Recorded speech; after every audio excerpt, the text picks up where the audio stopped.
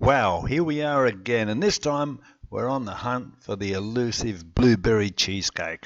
A few years ago, we went up to Thailand and we did find this beautiful blueberry cheesecake, and we're on the hunt again. So after the Malaysian MotoGP, three of us headed off on to the airport, checked our bags in, got through security okay, no issues there, and headed off to our plane. We're looking for this cheesecake, which is elusive, hard to find. So we hopped in the big AirAsia Cocoon, had a very smooth flight into Chiang Mai. Chiang Mai, being the small airport, is so easy to get into and get out of. Booked in and straight to Riders Corner to pick up our motorcycles. This is a good place to hire our bikes, and we picked the Honda CB500Xs for this journey. Just the top box, awesome stuff.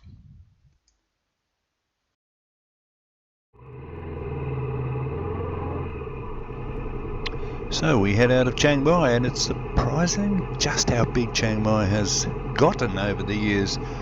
The main centre of Chiang Mai, the bit where the moat is only 1 kilometre or so square.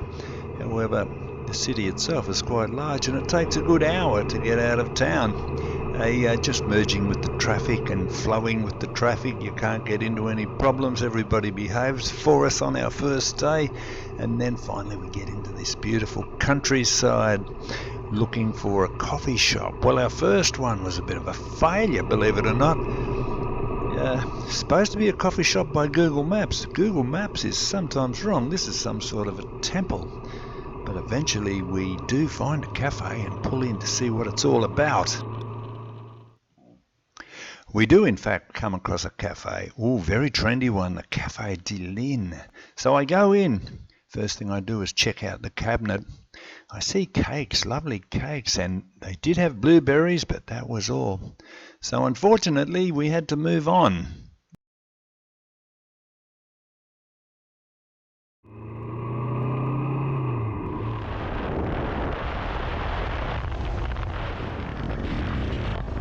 We passed through the odd town of lovely smiling people selling their wares, overloaded SUVs, of course, they're everywhere.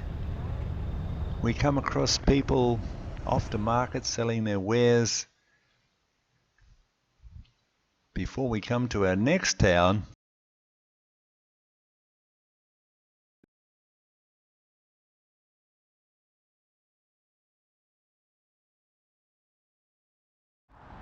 so you park your bike right at the door as well. Go up a few steps. Got a decent sized bed, a table, a fridge, a mirror, a bit of stuff here. It's just what you want. Yeah, nice cold shower through there later. But you've got to get off on the floor. The floor is very pretty, as is the ceiling. We shop at the supermarket just nearby, and Kevin here cuts up our cheese with my nail clippers, best knife we could find. And we all slept very soundly that night, ready for the next day. And look, I must say, how they do roadworks up there is so different from here in Oz. Hey, there's no little 40-kilometre car you've got to follow. Indeed, there's no road signs. It's just do the best you can. There's a fellow every now and again waving a red flag. Not sure what that means. But they certainly get the job done. And just look at the quality of their finished product throughout this video. Well, a beautiful little stop over here. I just saw the sign strawberries. They grow them right here. And you've even got a bit of a view overlooking the strawberry patch and the village out in the distance. I'd love to go and check that out as well.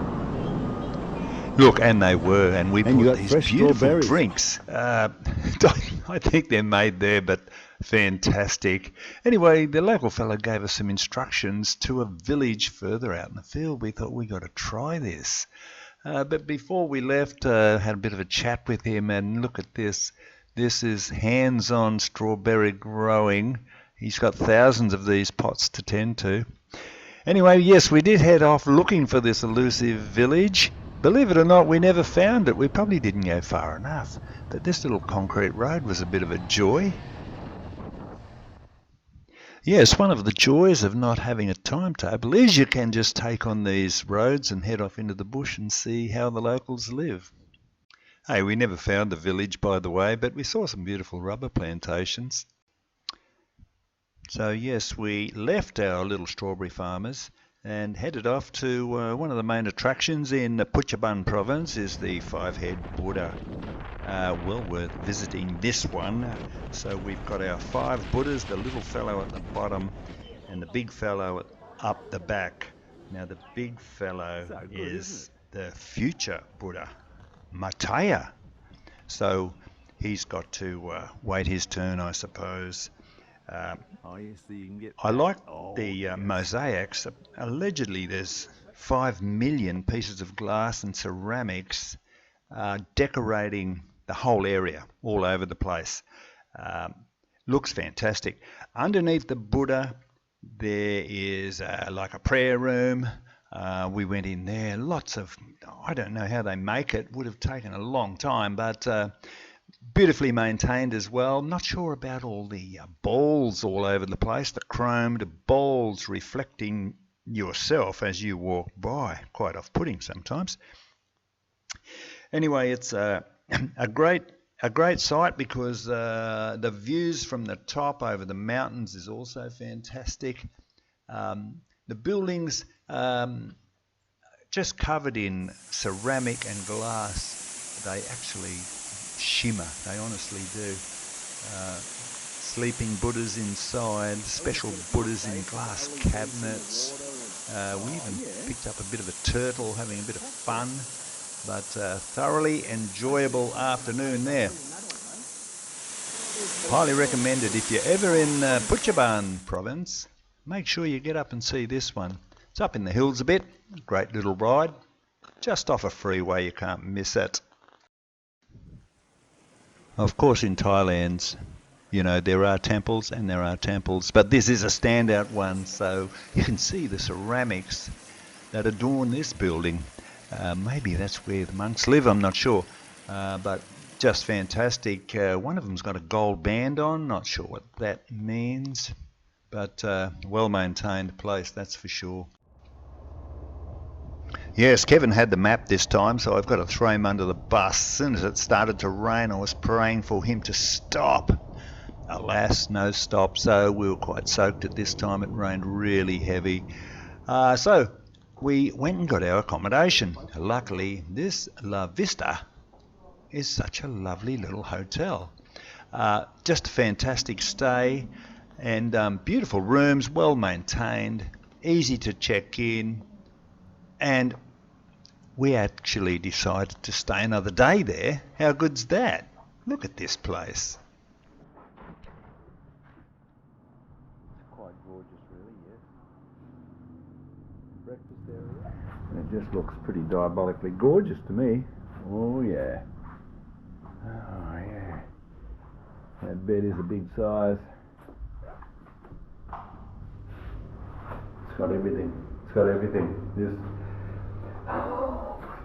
I am so wet. Yes, I am. Hey, that was a good day's ride, but I'm so wet. I'm so wet. Kevin.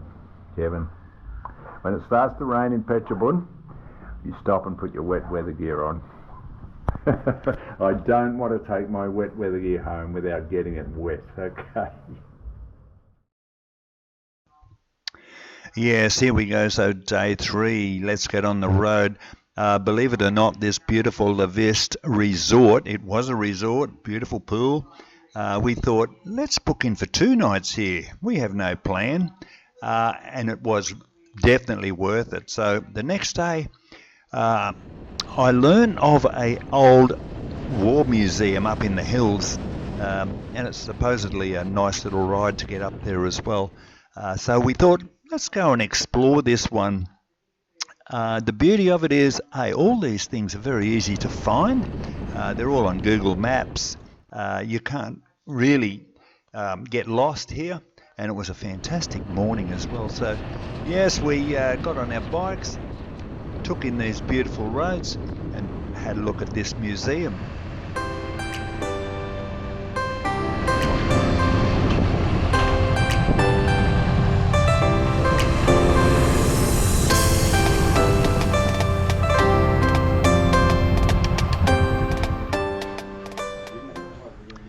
Yeah, so this war museum, or a weapons museum it's called, it's something I didn't know, that in the 60s and 70s, the communists tried to have a go at Thailand.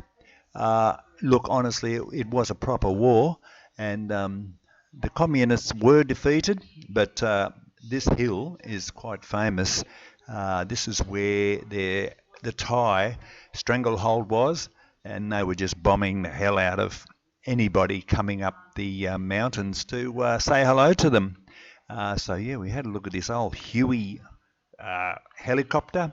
I love looking at these old things because, you know, they've got all the battle scars. They're out in the weather, albeit the grounds are absolutely immaculate. There's hardly a visitor there too, so if you're interested in this sort of thing, you can see how the communists were defeated. I don't know where all the weapons came from, but I know the Huey is from America, I believe.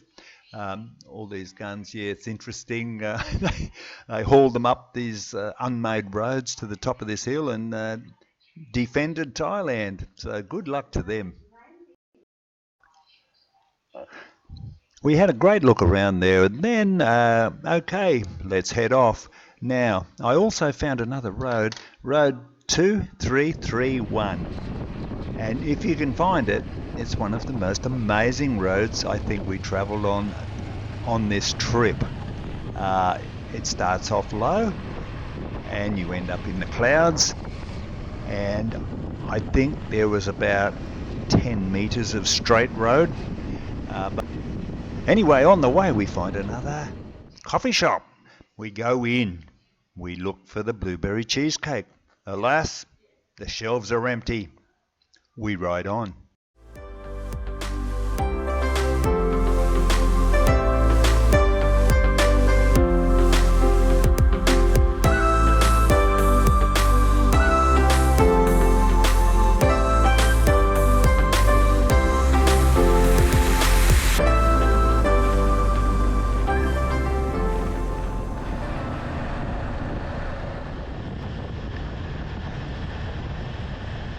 Eventually, yes, we find the base of this road 2331. Now on Google Maps it shows just hundreds and hundreds of sharp corners. However, when you ride it, there's accommodation everywhere, and you know, I never knew, but it's a favourite pastime of a lot of people to spend a night in the clouds, and that's where the accommodation actually is. So you wake up in the morning looking out at just a blank white nothing. They love it.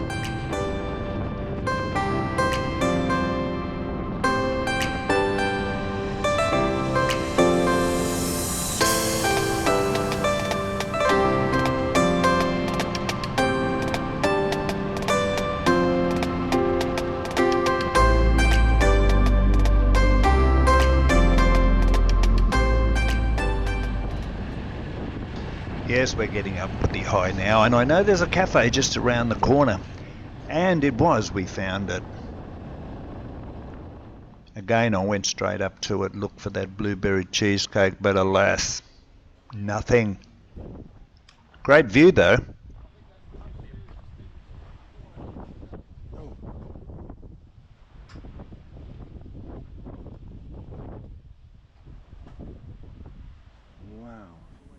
Yeah, we're starting to get pretty close up into the clouds, and this is where we realised how much accommodation is up here. And just reinforcing the view, the Thai people love to wake up in a cloud. So the visibility would be zero, but you know, fantastic.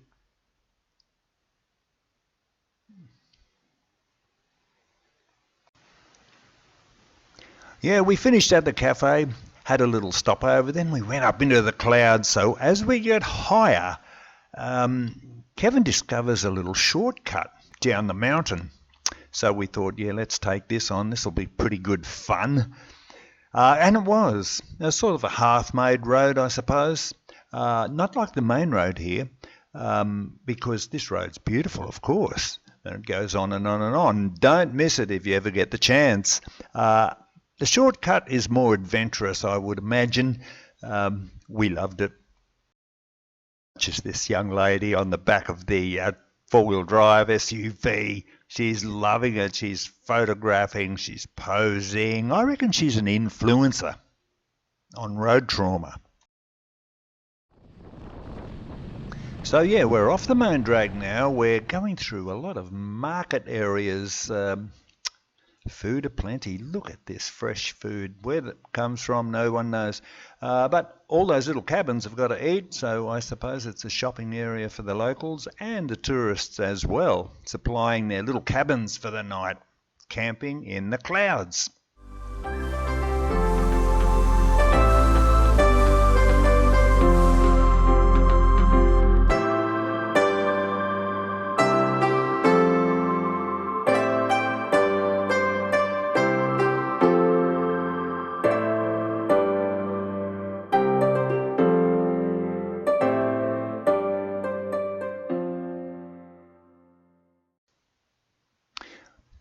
So here's the start of Kevin's famous road, the one he found, the quick way down from the top of the mountain. Let's see how exciting this is. Okay, it starts off pretty good.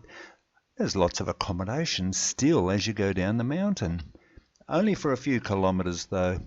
And then, well, all hell breaks loose. It just turns into a bit of a track, I suppose.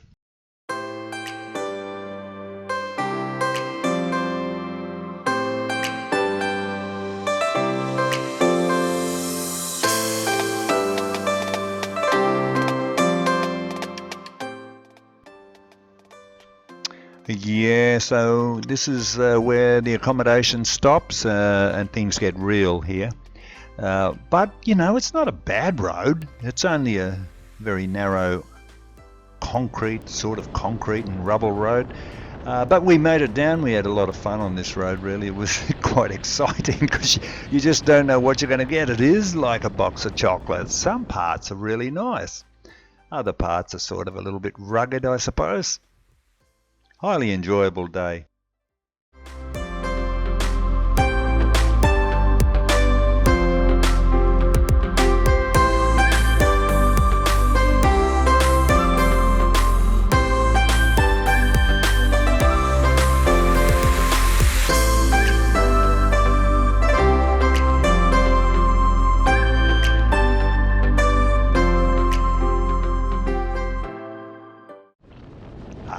We made it. How good's that? Back to civilization, these good roads. So time to fuel up our bikes and, you know, go and enjoy our night. Hey, it's so good to fuel the bikes up here because they've got attendants. So they do all the work. They don't spill a drop either. Very skillful people.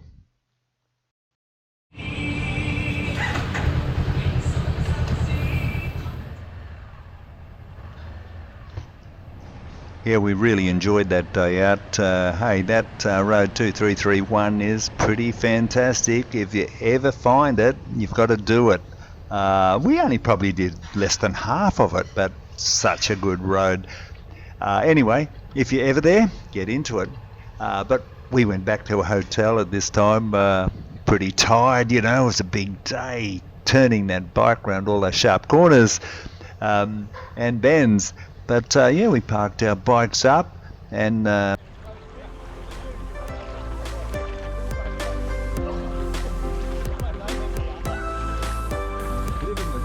so we end the day in a dip in the Levist Resort.